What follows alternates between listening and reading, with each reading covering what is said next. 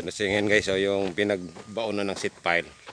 Ito na yun guys, so may buhos na yung ibang parte ng ano, area guys. Yan o, katibay talaga rito. Yung seat pile guys, dito yun sa baba. Yung baba na yan, yung dulo nung ano, yung dulo nung konkreto. Ito yung nakalagay yung seat pile. Papakita ko sa inyo guys yung ano, yung seat pile kung paano nila in-install. Ito guys yung seat piles na sinasabi ko sa inyo guys. May sabi ko parang bangka. Ito siya guys. Ito yung ibabaon sa lupa. Ito siya oh. Yan. Makatibay talaga yan guys. Sulit talaga na bakal. Ito naman ngayon yung naikabit nila guys. Ito na siya. Yung mga tinga-tinga niya kaya talaga sa matibay. Dahil ito nakaklam.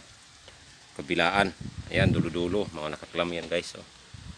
Ayan, makikita nyo naman. Talaga hindi kayang tibagin pagka gumuho yung ano, lupa. Kaya siya matibay talaga.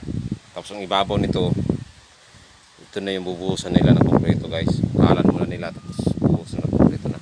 Kaya ang pundasyan pa lang nito matibay talaga. Ito mahaba na yung ibaw nila dito na seat pile guys eh.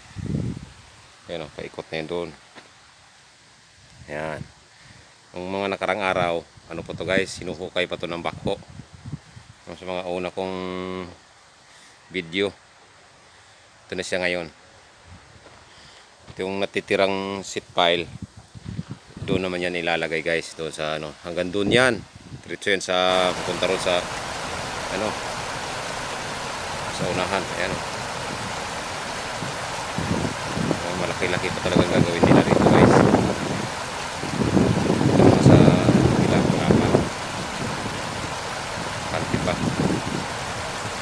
So ito yung talaga yung yun itong kabila na to.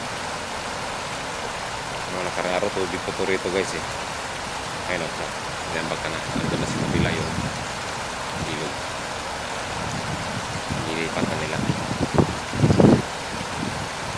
Galing talaga yung mga ano nila. Gawa nila talaga sulit matibay. Tingnan mo nga naman yung lupa.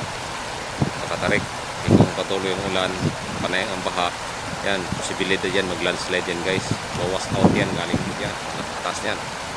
So kailangan talaga nila may protection dito. Kaya ang galing ng LGU rito guys, ng Gentry. At unti-unti nilang gawa ng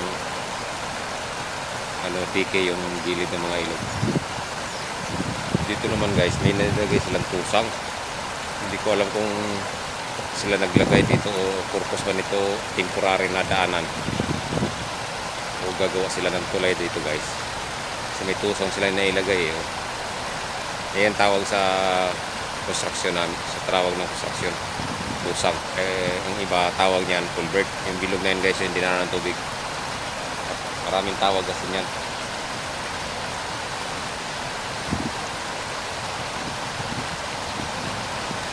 Talagang gagawin siguro to rito ano talaga, kalsada. Itong ano na to, kasi may mga hukay na sa gilid guys. So ayan o, may malaking tibag na. So siguro itong area na to, baka ito yung magiging tulay o temporary muna to. Gagawa sila ng talagang mataas na tulay para na siguro mga equipment mayroong malusutan sa kabila. Parte pa rin dito yan guys, ano, itong binabaw ng mga seat pile. Guys, sa inyong panood. God bless po.